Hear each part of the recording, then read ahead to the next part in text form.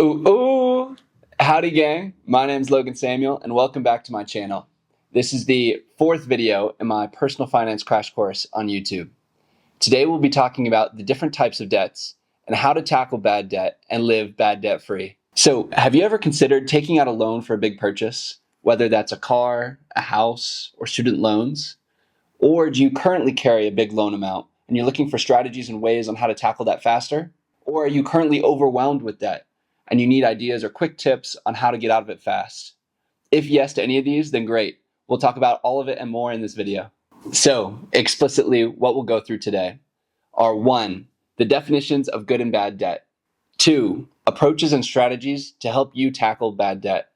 And 3, a few quick tips on how to reduce your interest payments fast. So again, there are 2 types of debt. There's good debt and bad debt. Good debt can be defined as any debt that helps you build your income or grow your net worth. This is leverage, or this is debt that works for you on your journey to financial freedom. Now, some examples of good debt include a loan that you take out to start up a small business, or a mortgage that you take out for a rental property. And sometimes student loan debt or personal home mortgages can be considered good debt, but again, only if they help you build your net worth or grow your income. Now, bad debt, on the other hand, can be defined as any form of debt that you use to buy or purchase a depreciating asset. This is debt, or this is money that actively works against you on your journey to financial freedom.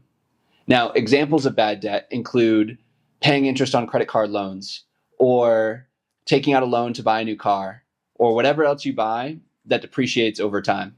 So, if you're shooting for financial freedom as soon as possible, your goal should be to minimize and eliminate bad debts. That is because, by definition, bad debts do not help you build your income and do not grow your net worth. They actively work against your ability to live financially free. And this discussion on good debts and bad debts is also particularly relevant for today, as consumer spending and consumer debt in the US are at all-time highs. Market Trends reports that consumer spending in 2021 was at an all-time high of almost $16 billion, with a 12.6% increase from the prior year.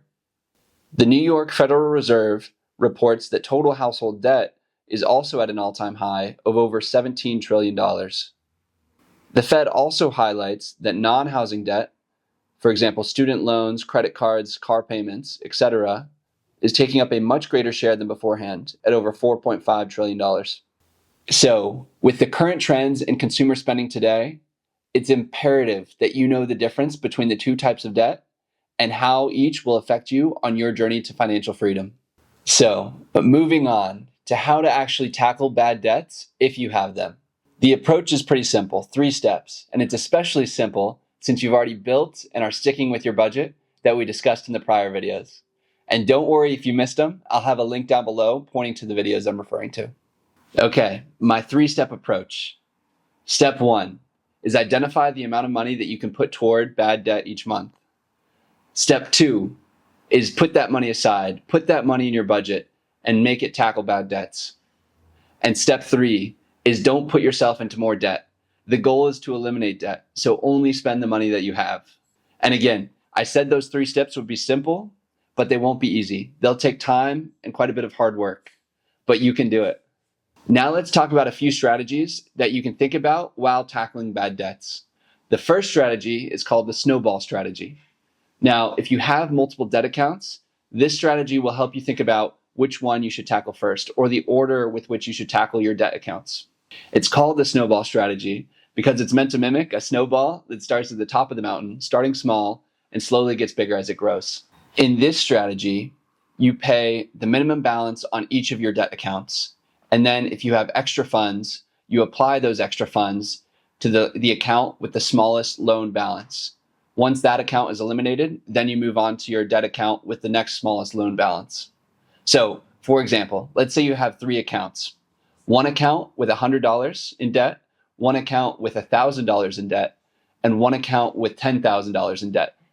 The snowball strategy would suggest you pay down the $100 balance first, you apply your extra funds to the $1,000 account second, and you apply your extra funds to the $10,000 account third. Now, the rationale behind this is that you have more motivation and inertia to continue tackling your debts if you see yourself successfully eliminating debt accounts as they come. Fantastic. Now, the second strategy that we have is called the avalanche strategy. This strategy is another way for you to think about which order to tackle your debt accounts if you have multiple loan accounts. Again, it assumes you pay the minimums on each of your accounts and you have extra funds to apply to loan paydown. Now, this strategy is called the avalanche strategy as it's meant to mimic an avalanche, which starts big at the top and slowly gets smaller as it goes down the mountain. In this approach, you pay the minimums on all your loan accounts, but you use your extra funds and apply those funds to the loan account with the highest interest rate. Then once that account's eliminated, you move on to the account with the next highest interest rate. Now, looking at that same example that we had beforehand, let's assume your $100 loan account has an interest rate of 10%, your $1,000 loan account has an interest rate of 30%, and your $10,000 loan account has an interest rate of 20%. The avalanche strategy would suggest that you target your $1,000 loan account first, eliminate that, then move on to your $10,000 loan account, eliminate that one, and then finally move on to your $100 loan account. Now, the rationale behind this strategy is that it helps you minimize your interest payments over time. Now, this third strategy doesn't necessarily have a fancy name or like snowball or avalanche, but it does take into account opportunity cost when determining how you should use your extra funds. So this strategy suggests that if your debt accounts or your loan accounts have a lower interest rate than what you can get through investing, then you're better off putting your extra funds toward your investments versus paying down your loans. Let's take an example. Let's assume you have a $1,000 car loan and you have to pay 5% on interest per year. Let's also assume that if you invest in the stock market, you can earn 7% per year. Let's say you have $1,000 in extra funds and two options. Option one, you apply your $1,000 in extra funds to your car loan, earning you $0 at the end of the year, but you saved yourself from paying the 5% interest. Or option two, you invest your money in the stock market, earning you $70 at the end of the year. But remember, you still have to pay your $50 in car interest payments. This will net you at $20 on the year. The third strategy would suggest you take option two because it earns you more by the end of the year.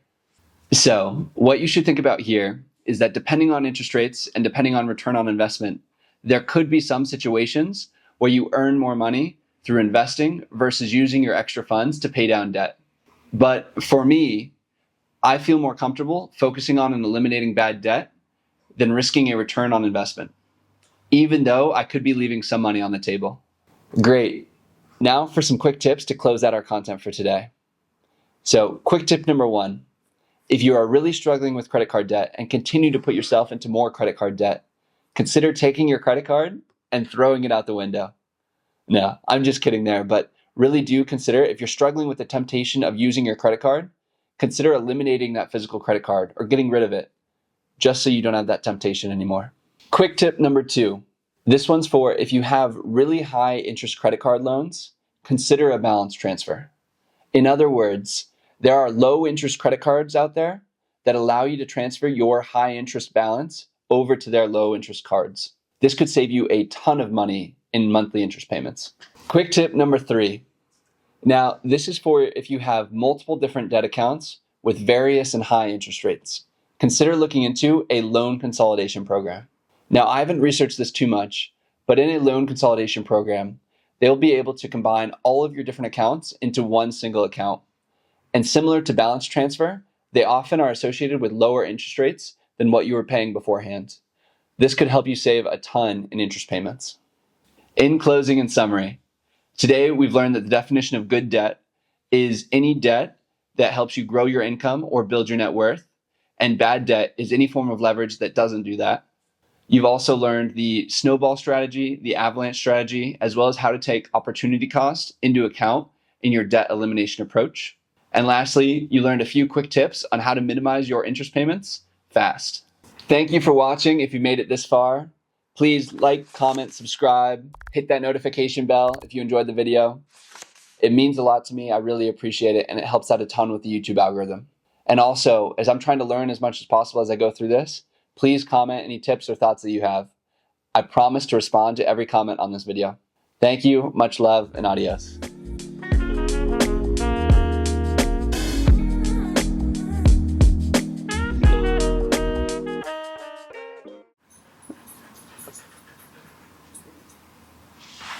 Pause.